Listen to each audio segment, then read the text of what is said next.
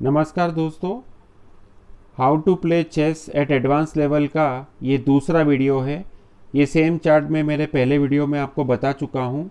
अब यहाँ पर मैं उसी लेवल 51 के साथ ब्लैक पीसीस से खेलने वाला हूँ।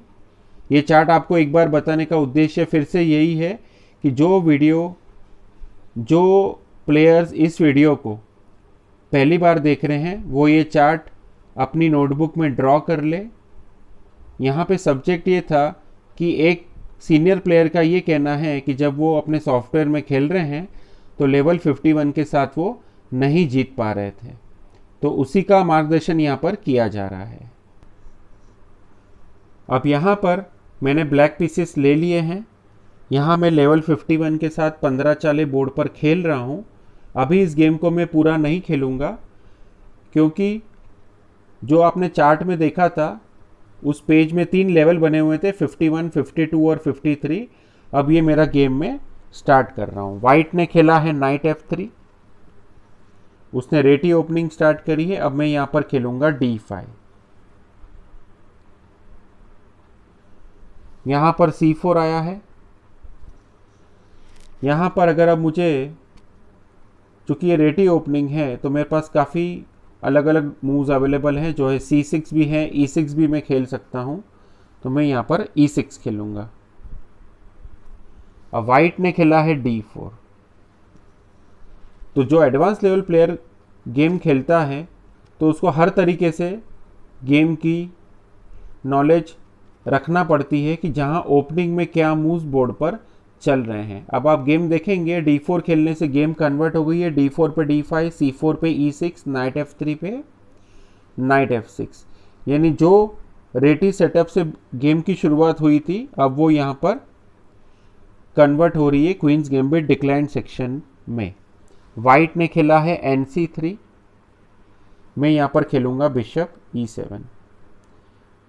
ये 15 चालें खेलने का उद्देश्य ये है कि चूंकि मैं इस लेवल पे बार बार हार रहा हूँ, तो सबसे पहले आप जानते ही हैं कि जब तक गेम की शुरुआत अच्छी और सिस्टमेटिक ना हो तब तक हम किसी भी लेवल पर खेलने में हमको डिफ़िकल्टी आ सकती है।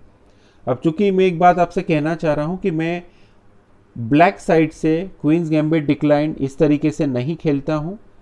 एक्चुअली ये मेरी ओपनिंग नहीं है, पर चूंकि ये एक डेमो वीडियो है तो यहाँ पर मैं इस गेम को जितना सीरियसनेस के साथ होगा सबसे पहले तो मैं वो खेलूँगा। तो यहाँ पर चूंकि मैं अब थियोरेटिकल नॉलेज मुझे नहीं है तो मैं इसको प्रैक्टिकली खेलने की कोशिश करूँगा, क्योंकि कई बार ये पोजीशन आपके साथ भी गेम में आएगी जहाँ पे कई बार कई ओपनिंग्स आप नहीं खेलते हैं और जो प्लेयर्स के द्वारा बोर्ड पर ट्रांसपोजिशन के थ्रू आ सकती है और फिर वहाँ आपको करेक्ट खेलना होता है। अब यहाँ पर चूँकि गेम चल रही है और मैं चाहूँगा कि अब मैं प्रैक्टिकली इस लाइट स्क्वायर बिशप के लिए कुछ ऐसा अरेंजमेंट करूँ कि ताकि उसका डेवलपमेंट हो सके। तो यहाँ इस वीडियो के द्वारा ये बताया जा रहा है कि जब आप एडवांस लेवल पर खेलते हैं तो एडवांस लेवल पर खेलने के लिए जो सबसे बेसिक नेसेसिटी है वो ये है कि आप सबसे पहले जिस भी सॉफ्टवेयर के साथ, या अगर आपके पास कोई ऐसे प्लेयर्स अवेलेबल है जिनके यहाँ जाकर आप इजीली खेल सकते हैं, तो उन प्लेयर्स के साथ मैक्सिमम प्रैक्टिस की जाए। यहाँ पर जिस प्लेयर ने मुझे सजेशन दिया था वीडियो बनाने का, उनका ये कहना था कि उनके पास प्लेयर्स ज़्यादा अवेलेबल नहीं हैं, वो ज़्यादातर कंप्यूटर या मोबाइल सॉफ्टवेयर में ही खेलते हैं। तो मैं कोई ऐसा वीडियो बनाऊं जो उनको हेल्प कर सके एडवांस लेवल पर खेलने के लिए। वाइट ने कैसलिंग करी है। अब यहाँ पर मैं सबसे पहले जो बेसिक रूल्स के हिसाब से डेवलपमेंट है वो मैं कंप्लीट कर रहा हूँ। तो कई बार पोजीशंस आपके फेवर में नहीं रहेगी, पर अगर आपके पास उसकी प्रैक्टिस है। अब इसके पहले वाले वीडियो में मैं आपको ये नहीं बताया था कि 52 और 53 क्या है। अब 52 और 53 भी लेवल्स हैं। उन दो लेवल्स के साथ भी मैं एक दिन में एक बार किसी भी एक लेवल पर 2 गेम खेलूंगा 15-15 मूव्स के।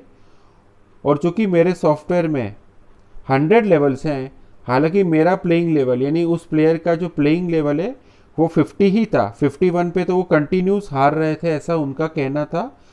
तो उन प्लेयर के लिए मेरा सजेशन यही है कि भले हम यहाँ पर हार जाए, लेकिन हमको ये फर्स्ट 15 मूव्स की जो थियरी है या जो फर्स्ट 15 मूव्स जो हैं वो हर बार एक दिन में एक लेवल के साथ वाइट और ब्लैक से 2 गेम खेलकर हमको किसी भी तरह से अपनी प्रैक्टिस बढ़ानी है।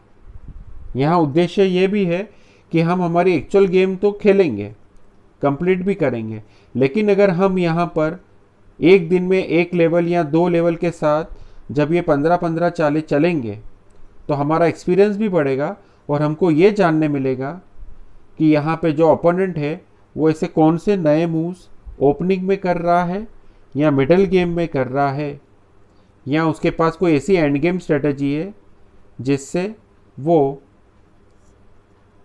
आगे जाकर गेम में अप्लाई करता है जब गेम धीरे धीरे कन्वर्ट होगी मिडल गेम में।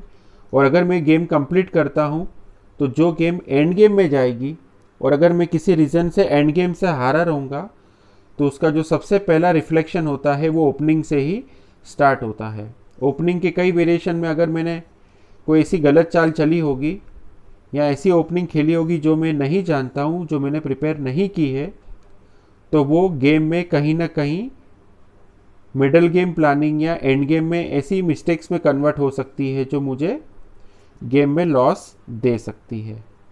अब यहाँ पर हम देखेंगे कि करीब कितने मूव्स बोर्ड पर हुए हैं। वाइट ने नाइट क्रॉस D7 मारा है। मैं यहाँ पर क्वीन से मार देता हूँ अभी तो इस तरह से मैं मेरी प्रैक्टिस करूँगा।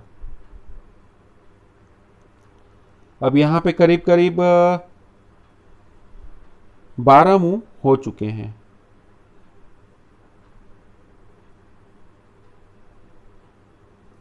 वाइट ने खेला है RC1।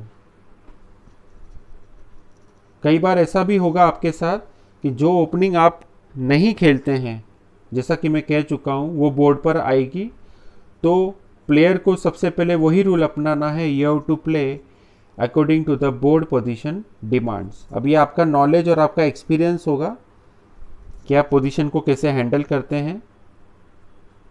वाइट ने यहाँ पर खेला है QA4।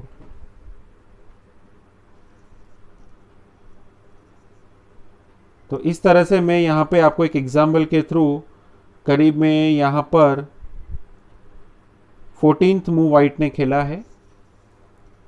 अब यहाँ पर मैं खेलना चाहूँगा B5।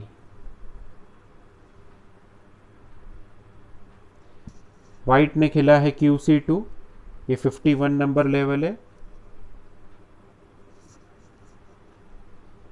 अब यहाँ पर मैं देखूँगा कि मैं क्या मूव बोर्ड पर खेलूँ। मैं यहाँ पर C5 खेलना चाहूँगा। टूवर्ड्स सेंटर एक अटैक कह लीजिए या टूवर्ड्स ब्रेक कह लीजिए, उसने मार दिया है।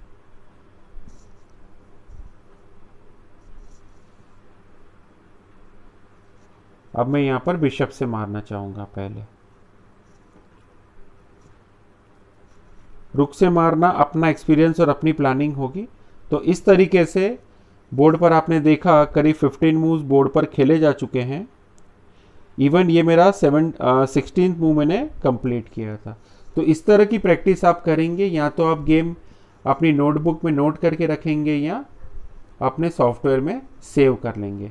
फिर उसका आपको एनालिसिस करना है, फिर आप ये एज्यूम कर पाएंगे कि अब आपको कैसा खेलना चाहिए। Thank you.